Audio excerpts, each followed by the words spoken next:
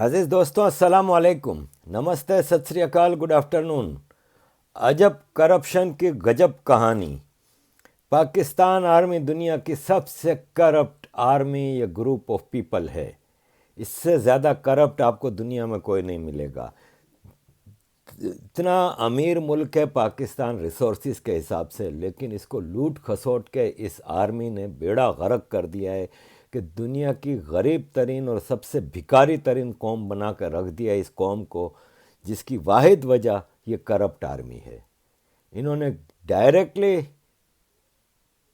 آدھا ٹائم 72 سال میں سے آدھا ٹائم ڈائریکٹلی پاکستان پہ رول کیا ہے، اور باقی انڈائریکٹلی ان باجووں نے، کیانیوں نے پاکستان پہ رول کیا ہے۔ پاکستان تباہ و برباد ہو گیا ہے اس آرمی کی کرپشن سے۔ آج میں آپ کو براڈ شیٹ کے حوالے سے چیزیں کچھ بتانا چاہوں گا۔ براڈ شیٹ ایک کمپنی ہے جس کا ایرانی موسوی مالک ہے، اور مشرف نے 99 میں براڈ شیٹ سے یہ ایگریمنٹ کیا تھا کہ آپ ہمارے لیے پاکستانی پولیٹیشینز کے 200 نام دیے تھے اس کو کہ ان 200 کے فورن میں پراپرٹیز اور ان کی جو کرپشن کا پیسہ چھپایا ہوا ہے اس کے بارے میں ہمیں انفارمیشن دیں تو ہم آپ کو 20% اس میں سے وہ دیں گے۔ اور پھر 2003 میں مشرف نے یونیلیٹرلی وہ ایگریمنٹ ختم بھی کر دیا، کیونکہ اس سے کچھ فائدہ ہو نہیں رہا تھا، اور الٹا پاکستان کہیں کوئی چیز آتی تھی تو وکیل اور ان چیزوں میں پیسہ جا رہا تھا۔ مین ان کا مقصد تھا نواز شریف اور پیپلز پارٹی کی کرپشن پکڑنے کا، اور اس مقصد کے لیے انہوں نے براڈ شیٹ کے ساتھ چیزیں کی تھیں۔ نیشنل اکاؤنٹیبلٹی بیورو، نیب جس کو کہتے ہیں شارٹ میں، نیب مشرف کے دور میں بنا تھا یہی چیزوں کے لیے۔ ایک جنرل، جو کہ میں بتا چکا ہوں 50 بار کہ کتنا کرپٹ ہوتا ہے ہمارا جنرل، پاپا جونز والا ہو یا کوئی بھی ہو، ایک جنرل کی کرپشن نہیں پکڑ رہے، پکڑ کس کی رہے ہیں؟ پولیٹیشینز کی، دیگر کی۔ بہرحال کرپشن از کرپشن۔ 2008 میں موسوی نے ایک اور کمپنی بنائی انہوں نے امریکہ میں، کولوراڈو میں، براڈ شیٹ انکارپوریٹ کے نام سے، اور پھر وہ پاکستان گئی، $1.5 ملین اس کو دیے، تو پاکستانی ٹیکس پیئر کا تو چونا ہوتا جا رہا ہے۔ 21 سال سے براڈ شیٹ کا یہ ڈرامہ چل رہا ہے، اور جو معاملات براڈ شیٹ نے تو پاکستان کے اوپر کیس کر دیا نا کہ بھائی ہمارے پیسے دو، میرے اتنے پیسے بنتے ہیں 28 ملین، اور یہ اور وہ۔ $28 ملین اس کو چاہیے تھے پاکستان سے کہ میں نے تم لوگوں کو یہ کرپشن پکڑ کے دیے۔ کرپشن کا ان کا یہ حال ہے کہ عمران خان کا دعویٰ تھا کہ میں آ کے 90 دن میں تو میں $200 بلین تو باہر جو پڑا ہوا ہے پاکستانیوں کا وہ واپس لے کے آؤں گا، اور روز کی اتنی کرپشن ہوتی ہے، میرے آنے کے بعد وہ رک جائے گی۔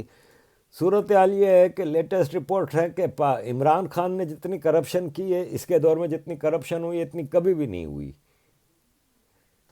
مطلب میں پچھلی ویڈیو میں بھی بتا چکا ہوں کہ 27,000 کروڑ کی تو کرپشن اس کے 2 سال میں ہو چکی ہے، اور یہ چھوٹا سا ایک ٹپ آف آئس برگ کہہ لیں، چھوٹا سا یہ ایک مثال ہے۔ جنرلوں نے پاپا جونز کو آپ دیکھتے ہی ہیں نا کس طرح انہوں نے لوٹا ہے، غفورے کو دیکھ لیں، جس کو دیکھیں، جنرلوں نے ساروں نے لوٹ مار کی ہے۔ براڈ شیٹ کے نام پہ $60 ملین کا نقصان ہوا ہے، اور جو بے عزتیاں ہوئی ہیں، جو بربادیاں، بے عزتیوں کی جو انتہا ہوئی ہے اس پورے حساب کتاب میں، اس کا حساب ہی الگ ہے۔ پاکستان کے یہاں پہ کرکٹ ٹیم کے اثاثے تک انہوں نے روک لیے تھے، آپ کو پتہ ہی تھا۔ کبھی bank account Pakistan high commission کے سیز ہو رہے ہیں۔ دنیا کے کسی غریب سے غریب، بھکاری سے بھکاری ملک کا بھی ایسا نہیں ہوتا جو پاکستان کے ساتھ ہو رہا ہے۔ جیسے کہ آج آپ نے دیکھا ملیشیا میں پاکستان کا ہوائی جہاز PIA کا روک لیا، انہوں نے ضبط کر لیا، انہوں نے کہا بھائی صاحب ہمارے پیسے دو۔ دنیا جہاں سے بھیک مانگ رہے ہیں، عمران خان کہہ رہے ہیں میرے پاس پیسہ نہیں ہے ڈیولپمنٹ کے لیے، لون پہ لون لے رہا ہے، یہ سب جا کہاں رہا ہے؟ ڈیولپمنٹ ہو نہیں رہی، انفراسٹرکچر بن نہیں رہے، عوام بھوکوں مر رہی ہے، ٹیکس اور انفلیشن کی انتہا کر دی ہے، تو یہ سب پیسہ جا کہاں رہے جو لونیں تم لو رہے ہو؟ جتنی لون عمران خان نے 2 سال میں لی ہے اتنی تو نواز شریف نے 5 سال میں نہیں لی تھی، جبکہ نواز شریف نے کئی میٹرو بسیں، کئی انفراسٹرکچر پروجیکٹ بھی کیے. اس نے تو ایک ہاسپٹل، ایک کوئی چیز نہیں بنائی. بنایا کیا؟ لنگر خانے، کہ بھائی لنگر کھانے ہوں گے، اس میں مفت میں کھانا کھاؤ غریب لوگوں کے لیے میں یہ بنا رہا ہوں. وہ بھی فوٹو سیشن ہوئے، 2 دن میں بند ہو گئے، ختم. اس کو واپس یہ پھر فوٹو سیشن کرنا ہوتا ہے تو ایمرجنسی ایسے لنگر خانوں کا اسٹیج، باقاعدہ فلم شوٹنگ جس طرح ہوتی ہے اس طرح اسٹیج بنا کے اس کو وہ کیا جاتا ہے. تو لیپا توپی پہ سارا ڈرامہ چل رہا ہے، سارا کام چل رہا ہے. واپس آتا ہوں میں براڈ شیٹ کے اوپر. جو معاملہ $2-3 ملین دینے پہ ختم ہو سکتا تھا وہ نہیں ہوا. پاکستان کو جب برٹش کورٹس نے آرڈر کیا کہ اب آپ کو پیسے دینے ہیں تو پاکستان نے کہا نہیں دوں گا، بدماشی کرنے لگے. انہوں نے کہا اچھا بھائی ہم آپ کے پیسے ضبط کر لیں گے. تو الائڈ بینک آف پاکستان، ایک پاکستان کا بینک ہے لنڈن میں، اس کو پھر آرڈر ہوا، اس کو پھر دھمکیاں ہونے لگیں. اینڈ آف دا اسٹوری یہ ہے کہ $60 ملین کا چونا لگا پاکستانی ٹیکس پیئر کے پیسے کا. $28 ملین پاکستان نے بھرے ہیں، جو کہ پاکستانی روپیز میں بنتے ہیں 4.5 بلین روپیز. یہ پاکستان نے بھرے ہیں براڈ شیٹ کو. اب نئی کہانی اس میں ٹرن اوور جو آیا ہے وہ یہ ہے کہ براڈ شیٹ کا مالک موسوی کہتا ہے کہ میرے پاس ابھی، میں پچھلے کچھ عرصے پہلے پاکستان گیا تھا اسی پینڈیمک میں اور عمران خان سے ملا ہوں، اور عمران خان نے مجھے کہا ہے کہ مجھے واپس ہم آپ کو ٹھیکہ دے رہے ہیں کہ آپ ہمیں پاکستانیوں کی جو چھپی ہوئی دولت ہے باہر وہ بتائیں، یہ وہ فلان ڈھمکان. لیکن باٹم لائن یہ تھی کہ ہونا ہمانا کچھ نہیں، آپ کو پتہ ہی ہے. نواز شریف کے ایون فیلڈ کے جو اپارٹمنٹ ہیں لنڈن میں، جس میں کہ آج کل نواز شریف رہ رہے ہیں، اس کے بارے میں پاکستان کی کوشش تھی کہ یہ ثابت ہو جائے کہ یہ کرپشن کا پیسہ ہے. وہ ثابت نہ ہوا اور پاکستان وہ کیس ہار گیا. الٹا وکیلوں کے فیس ہر کچھ عرصے بعد ایک نیا وکیل کا وہ کر لیا جاتا ہے. کک بیک از دی مین پوائنٹ. بتانے کا مقصد یہ تھا. موسوی کا کہنا یہ ہے کہ پچھلے ہفتے میرے پاس 2 آدمی آئے، ایک جنرل مالک کے نام سے اپنے آپ کو اس نے پیش کیا کہ میں جنرل مالک ہوں، دوسرا بھی کہتا ہے میں ایک جنرل ہوں پاکستان آرمی کا. انہوں نے کہا کہ بھائی ہم تمہیں ٹھیکہ دے رہے ہیں کہ تم $100 بلین کی جو پاکستان کی کرپشن کا پیسہ باہر چھپا ہوا ہے یہ تم لا دو، ہمیں مطلب بتا دو، اس کی پروفس دے دو تو ہم وہ پاکستان واپس منگوا لیں گے. اس میں سے ہم تمہیں 20% دیں گے، یعنی $20 بلین دیں گے، لیکن $10 بلین تم ہماری کمیشن دو گے. کک بیک، رشوت، گھوس. موسوی نے کہا چل بے.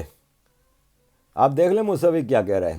Well, I saw him at the Oxford Union in 2007 and after he made his speech he said, under my rule, Pakistan ended the Soviet Union, and we were raised up. How was that? He said, well, with ISI we helped the Mujahideen in Afghanistan. Okay, well, that's a credible posture. And he said he'd received to renew the contract, at which point we would abandon the pursuit of Pakistani assets, because we were absolutely certain, one, we knew where stolen money was, two, we knew how to find it, three, we knew how to seize it. So we thought the new government would be interested. In the middle of all this, in 2008, 10% is yours, 10% is ours. Let's go. I would have had a contract which would have immediately seized $1 billion, which we had the evidence of, and I would have taken 200 million, 100 million to the crooks and 100 million to me. But if these people, ministers, go on television accusing me, my answer to them is, you know that contract was there. I refused to take it. Why?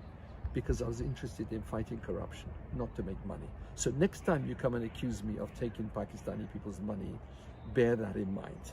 The evidence is there in black and white. It was put to your government, and the crooks decided not to use it. جنرلوں کا یہ حال ہے کہ لوٹ کے علاوہ ان کو کوئی کام نہیں. نیشنل اکاؤنٹیبلٹی بیورو نیب بنایا ہی اسی مقصد کے لیے تھا کہ جنرلوں کو پیٹ بھرا جائے، کہ پولیٹیشینز نے جو کرپشن کی ہے وہ بھی ہم ان سے لے کے چھین کے ہم کھا جائیں. نیب کا چیف ہمیشہ یا تو کوئی جج رہا ہے یا کوئی جنرل رہا ہے، اور ججز in general hands in hand ہے پاکستان کا مافیا ہے، یہ گاڈ فادر ہیں یہ جنرل، اور ان کے انڈر میں لیگلائز کرنے کے لیے ججز بیٹھے ہوتے ہیں۔ بھائی پاکستان کے سارے مارشلوں کو اس وقت کے سٹنگ جنرل ججز نے لیگلائز کیا تھا، ضیاء الحق کا ہو، مشرف کا ہو، کسی ایک کو کبھی اس کے اوپر کیس بنائے کسی مارشل لو کے اس کے اوپر؟ تو یہ ہے جی پاکستان میں عجب کرپشن کی گجب کہانی، لوٹ مار کا وہ حساب ہے۔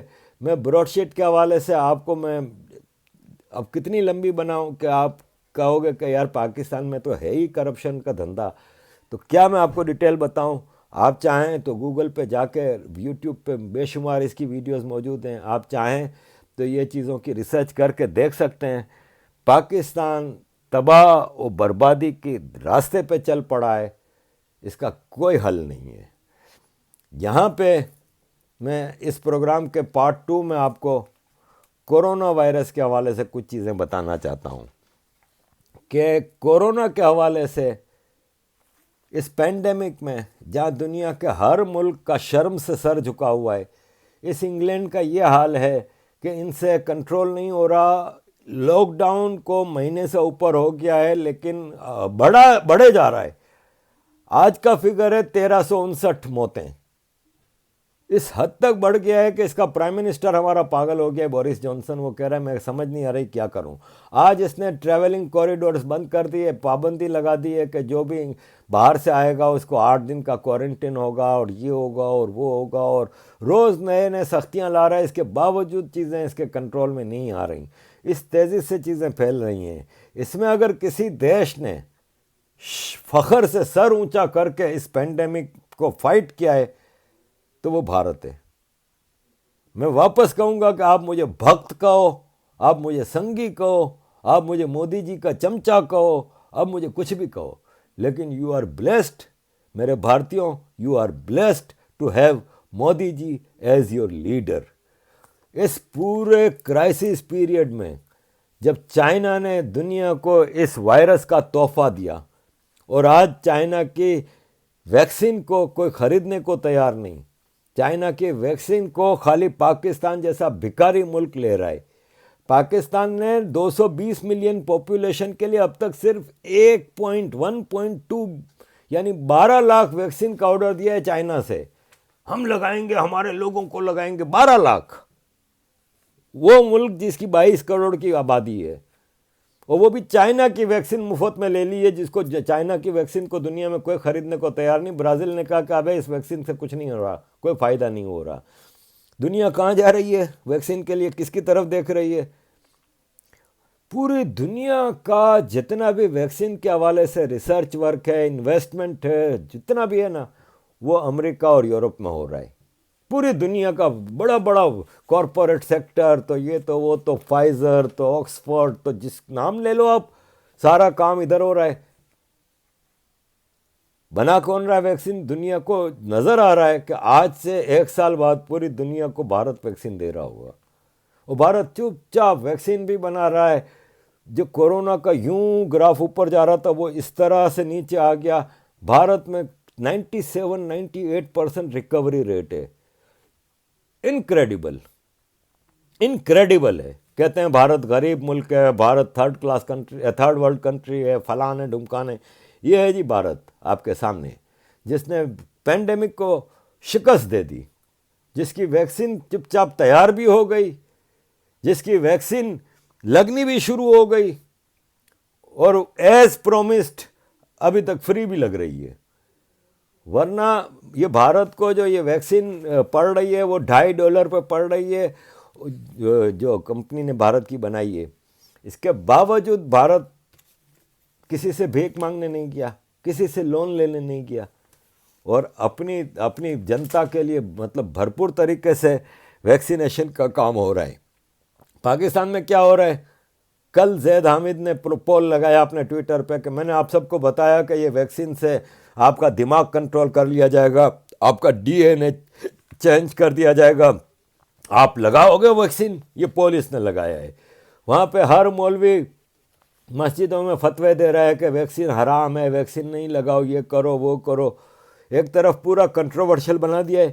اور پاکستان کی یہ حالت ہے کہ جتنا سیلیبریٹی پولیٹیشین پاکستان میں اس کورونا سے مرا ہے، دنیا کے کسی ملک میں نہیں مرا۔